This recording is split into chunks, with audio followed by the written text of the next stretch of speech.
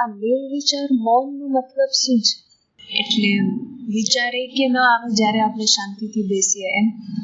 ના, નિર્વિચારની શરૂઆત કેવી રીતે થાય? તો પેલી વસ્તુ એ છે કે આપણા જીવનનો પ્રશ્ન છે કે વિચાર સાથે તાદાત્મ્ય, વિચારની સાથે આપણે તાદાત્મ્ય કરેલું અને વિચારની સાથે તાદાત્મ્ય કરેલું છે એટલે આપણને પ્રોબ્લેમ આવે છે. આ વિચાર, મારો વિચાર સાચો છે, બીજાનો વિચાર ખોટો છે, મારું જે અનુભવ છે એ સાચો છે, બીજાનો અનુભવ, એટલે આખા સંઘર્ષનું કારણ છે એ વિચાર, સંઘર્ષ વિચાર.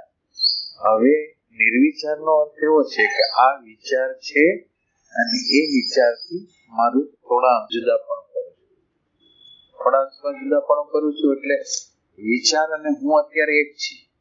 એટલે નિર્વિચારની શરૂઆત એવી રીતે થશે કે વિચારથી અલગ પડવાની પ્રક્રિયા થશે, વિચારને ઉર્જા નહીં આપવાની પ્રક્રિયા થશે. વિચાર અને એની સાથે આઈડેન્ટિફાઈ જે હું થઈ ગયો છે એ એને વિચારને ઉર્જા આપે છે.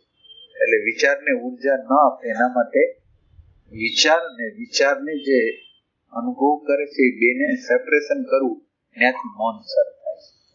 નિર્વિચાર અવસ્થા કેવું કે મૌન છે શરૂઆત જગ્યાએ. એટલે હવે વિચાર છે એ આપણા બધા સંઘર્ષનું કારણ છે, એ વિચાર છે બધા સંઘર્ષનું કારણ. એટલે આ વિચારથી જેટલા અંશમાં અલગ થયા એટલા અંશમાં તમે નિર્વિચારની શરૂઆત કરી. એટલે વિચારને જોનાર કોઈ દાખલ થયો ત્યાંથી નિર્વિચાર અવસ્થા શરૂ થઈ. અને સાચી નિર્વિચાર અવસ્થા આ જ છે કે એક બાજુ વિચાર હોય ને એક બાજુ વિચારને જોનારો, અને વિચારને જોનારો હોય અને સામે વિચાર હોય અને વિચાર જોનારને કાંઈ એની અસર ન થતી હોય, એ સાચી નિર્વિચાર દશા. ખાલી વિચાર ન હોય અને તમારું હોવાપણું હોય એવું નહીં. વિચાર છે અને તમે જોનાર જે છે અંદર, આપણી અંદર જે જોનાર છે એને વિચારની કોઈ ઇફેક્ટ આવતી ન હોય તો એ નિર્વિચાર. એટલે નિર્વિચારનું પ્રાઇમરી સ્ટેજ એવું છે કે કોઈ પણ વિચાર છે એટલે આપણે કોઈ સાથે ડિસ્કશન કરી છે, વિમર્શ કરી છે, તો એ જે કરી છે એની અંદર એ કોઈ વિચાર રજૂ કરે છે અને વિચાર રજૂ કરે છે એને આપણે આવવા દઈએ તો આપણે નિર્વિચાર છે. કોમ્પ્લિમેન્ટરી તરીકે એને આવવા દઈએ, મને કે સાચું હોય, તો આ એક નિર્વિચાર સ્થિતિની શરૂઆત છે. તમારું વિચાર સાથે આઈડેન્ટિફિકેશન નથી અને લર્નિંગ પ્રોસેસ છે. મને કે સાચું, તો મને એ સાચું હોય તો એ થયું નિર્વિચારની શરૂઆત.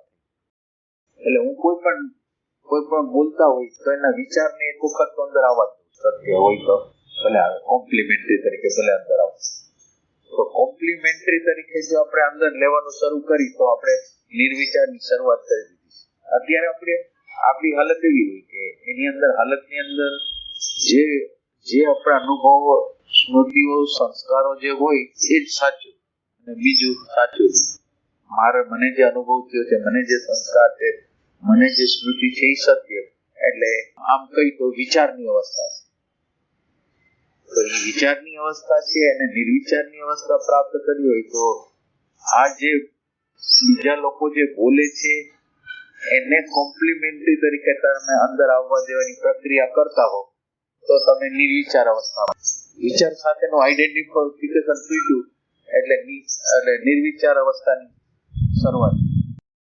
તમે વિચાર સાથે આઈડેન્ટિફિકેશન કરતો એટલે સવિતર્ક, એ બધા આપણે કીધું ને એક સવિકલ્પ ને નિર્વિકલ્પ, તો આ બધા વિકલ્પો વાળી વસ્તુઓ છે. તમે એક વસ્તુને સિલેક્ટ કરો, વિચારને સિલેક્ટ કરો એટલે તમારી અંદર કોન્ફ્લિક્ટ ચાલુ થઈ જાય.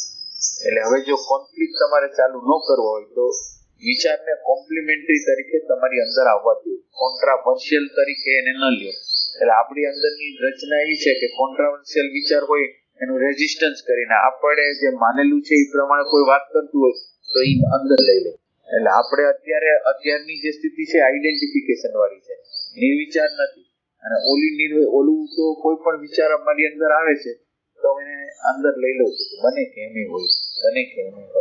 તો આ નિર્વિચારની શરૂઆત. પણ આ નિર્વિચારની શરૂઆતમાં મૂળ મુદ્દો એ છે કે વિચાર સાથેનું આઈડેન્ટિફિકેશન જેટલા અંશમાં તૂટે એટલા અંશમાં નિર્વિચાર અવસ્થા પ્રાપ્ત થતી અને એની અંદર જોનાર દાખલ થાય ને, એક જોનાર અને વિચાર, એટલે આ બે જગ્યા જે બની ને ત્યાંથી નિર્વિચારની શરૂઆત થઈ.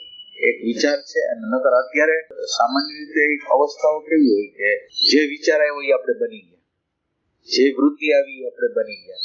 અને આની અંદર શું થાય, વિચાર એક અલગ જગ્યા છે, જોનાર એક અલગ છે, એટલે આ જગ્યાએથી નિર્વિચારની શરૂઆત. અને વિચારની અંદર ત્રણ પર્ત છે ને, સ્થૂળ સૂક્ષ્મ કારણ છે, વિચાર પોતે છે, વિચાર વિશે અભિપ્રાય છે, અને અભિપ્રાય આવવાનું કારણ ઇમેજ છે. આ ત્રણે ત્રણ કારણોથી જ્યારે જોનાર જુદો પડી જાય એટલે સાચી નિર્વિચાર સમજાતું. આપણે એકવાર કીધું કે વિચાર અને જે અભિપ્રાય આપે છે એ બેઓનું સોર્સ તો એ જ ડેટા છે, અને આપણે જે બેઓને જુદું કરીને એકને બીજાથી બેટર કરી નાખ્યો છે કે જે અભિપ્રાય આપે છે એનો હાથ જરાક ઊંચો રાખી દીધો છે. એટલે આપણે જ્યારે ડાયરેક્ટ આ સમજી જઈએ કે બેઓનો સોર્સ જે બેઓ બને છે, વિચાર અને અભિપ્રાય બેઓ આવે છે ડેટામાંથી, ઈ સમજાઈ જાય તો બેઓ ઓટોમેટિકલી પીકળી જાય. એટલે વૈચારિક રીતે આપણને સમજાઈ જાય, પણ આપણે એકચ્યુઅલ સમજવું હોય, એકચ્યુઅલ સમજવા માટે શું કરવું જોઈએ? માનો કે વૈચારિક રીતે મને ખબર છે કે આ વિચાર છે, આ વિચાર છે, માનો કે રિયલ સેન્સમાં આપણે માનો કે મારી અંદર અત્યારે ડિપ્રેશન છે, મને અત્યારે ગમતું નથી. હવે જો વિચાર બરાબર જ હોય, એક જ હોય, તો અત્યારે જે છે એનો કોઈ વિરોધ કરનાર નથી, વિચારક હોય જ. અને અત્યારે મને ન ગમતી અવસ્થા છે, ન ગમતી અવસ્થા છે, અને ન ગમતી અવસ્થા છે એનો જે વિચારક વિરોધ કરે છે, એટલે આ જ જગ્યાએ હું છું અને મને બરાબર અન્ડરસ્ટેન્ડિંગ છે, તો વિચાર છે પણ વિચારક નથી. આવી અવસ્થાને આપણે અનુભવ કરી શકીએ. એક પેલી વસ્તુ આ છે, આમ ઇઝીલી તમે કહી શકો કે આ વિચાર ને આ વિચાર, પણ જયારે મારી અંદર આમ કોઈ ગીત જ હાલતા નથી, કોઈ સંગીત હાલતું નથી, કઈ મજા આવતી નથી, આ અવસ્થા છે ને આ અવસ્થાનો કોઈ વિરોધ કરનાર ન હોય, આ અવસ્થાનો કોઈ વિરોધ નથી કરતો, જેમ છે. વિચારક જ નથી તો કોણ વિરોધ કરે? પણ એ જ્ઞાન અત્યારે દર્શન રૂપે છે કે જેથી કાર્યરત થઈ કેવી રીતે થાય? એટલે એ દર્શન થી થાય. એટલે રિયલ સેન્સમાં તમે જ્ઞાનનું એપ્લાય કરો, જ્ઞાનને એપ્લાય કરો, જ્ઞાનનું દર્શન કરો. પેલા કે વિચાર ને વિચાર, અત્યારે તો તમે જે જાણ્યું એ વિચારને વિચારકને તમે જ્ઞાન એટલે આ બહારની અન્ડરસ્ટેન્ડિંગ બહારનો નકશો છે. હવે અંદરના દર્શનથી તમારે વેરિફિકેશન કરવાનું છે કે વસ્તુ એમ જ છે કે કેમ છે, અને એમ જ છે તો એને એપ્લાય આ ક્ષણે કેવી રીતે કરો. માનો કે મને અંદર કઈ ઉર્જા નથી હાલતી કે કઈ હાલતું નથી, આનંદ નથી, કઈ નથી, અને તો પછી હું શું કરવા પ્રેરું કે હજી થોડીક ઉર્જા આવે, થોડું કામ થાય, તો એ વસ્તુ તો વિચારક છે. અત્યારની અવસ્થાને પસંદ નથી કરતો અને બીજી અવસ્થામાં જમ્પ મારવા માંગે છે. હા, એટલે આ બહુ અઘરું કામ છે કે જયારે તમારી અંદર હાલતું હોય ત્યારે વિરોધ વગર આપણે હંમેશા એવું ઈચ્છીએ છીએ કે આનંદવાળી સ્થિતિ, નિર્વિચાર સ્થિતિ, પ્રેમવાળી સ્થિતિ, આનંદવાળી સ્થિતિ, તો એ આ બધી અવસ્થા હોય તો આપણને સારું લાગતું હોય, અને મનો કે આ અવસ્થા નથી તો આપણને સારું નથી લાગતું, આપણે એક ક્રિયા કરવા માંગી છે. તો હવે વિચાર એટલે એનો અર્થ છે વિચારક. વિચારક છે એ જે છે એમાં હંમેશા અસંમત હોય. વિચારક છે એ હા ના કર્યા રાખતો હોય કે આ બરાબર નહીં.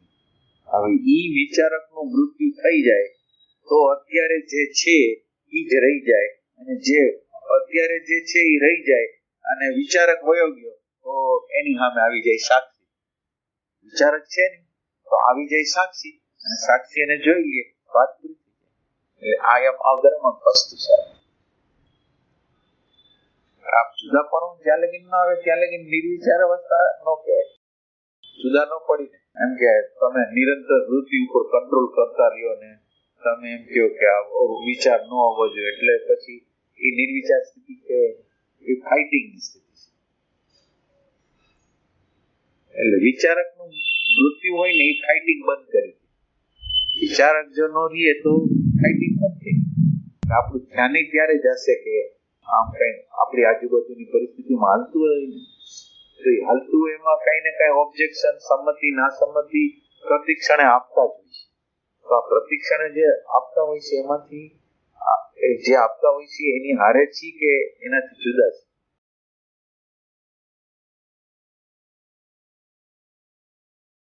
નિર્વિચારનો અર્થ વિચાર હોય અને તમને કાંઈ કરતા કાંઈ તકલીફ ન હોય, કોઈ પ્રકારની તકલીફ ન હોય, અમુકની અન્ડરસ્ટેન્ડિંગ હોય, સમજ હોય, આશ્ચર્ય હોય, બાકી કાંઈ નહીં, તો તમારે સમજવું. આ બરાબર. આશ્ચર્ય કેવું? આશ્ચર્ય એટલે તમે સમજો છો અત્યારની જે વૃત્તિ છે એને જ્યારે તમે સમજો છો ત્યારે તમને એના શેડો, જુદા જુદા પ્રકારના શેડો એ તમારા દર્શનમાં આવે અને દર્શન અંદર જુદા જુદા શેડોને જોવો છો. આ યંત્ર કેવી રીતે વર્ક કરી રહ્યું છે એ જોવો છો, તો તમે તો આખી રચના, પરમાત્માએ કુદરતી રચના બનાવી છે, એ રચનાને તમે અલગ થઈને જોવો છો. અલગ થઈને જોવું એ કેટલું બધું જબરજસ્ત કામ છે. એટલે આપણી અંદર આમ આશ્ચર્ય થાય, અહોભાવ થાય, અંદરની આમ ખુશી મળે. આ વસ્તુ આટલા વર્ષ લગીને આપણને કઈ ખબર નથી. આપણે જ્યારે સૂઈ જઈએ ત્યારે પણ યંત્રમાં વિચાર આવતા જ હોય. બબડાટ ચાલુ છે, બબડાટ નિરંતર ચાલુ. આપણે સૂઈ ગયા છે એટલે કોન્શિયસ માઇન્ડ બંધ છે એટલે ખબર ના, એટલે કોન્શિયસ માઇન્ડ બંધ છે, પણ બને કે સ્વપ્ન અવસ્થા ચાલુ હોય અને સ્વપ્ન અવસ્થા ન હોય તો એ ગાઢી નિંદ્રા તો અમુક થોડા સમય જ હોય. પછી બબડાટને આપણે રેકોગ્નાઇઝ કરી શકીએ, ન કરી શકીએ પણ. અને આમ તો એને જાણવું હોય તો આ જાગ્રત અવસ્થા જ છે. એ જાગ્રત અવસ્થાની અંદર તમે આ બબડાટને જો સાંભળે રાખો તો ભલે અંદર આપણે શાંત થઈ ગયા છે, પણ અંદરનો બબડાટ તો ચાલુ જ છે. આ બબડાટ તો એની રીતે જ ચાલુ છે, તો એની રીતે જ ચાલુ રહેવું. કાંઈ આપણે બોલતા નથી, ચાલતા નથી, એ અંદર બોલ્યા જ રાખે. નિર્વિચારનો અર્થ એવો થાય કે વિચારનું ઝેર નીકળી ગયું, વિચાર વિશેના ગમા અણગમા નીકળી ગયા. ઝેર એટલે ગમા અણગમા બધું નીકળી ગયું. એટલે વિચાર છે હવે કઈ કોઈ પ્રકારના કંપન પેદા કરી શકતું નથી, અને કંપન પેદા નથી કરતું એટલે જ આપણે એને નિર્વિચાર કહીએ. આ બધા અધ્યાત્મમાં આ બધા શબ્દ બોલી જાય છે ને બધા એકચ્યુઅલ શબ્દનો જે અર્થ છે એ કાઢવા માંડે, એટલે જે પાછળનો અર્થ છે એ કોઈને ખબર જ ન હોય. જાણવા વાળાની એટલી તીવ્રતા નથી અને જણાવવા વાળાને ખબર નથી. એટલે જણાવવા વાળું પોતાનું બીઈંગ જેટલું હોય એટલું એક્સપ્રેસ કરી શકે.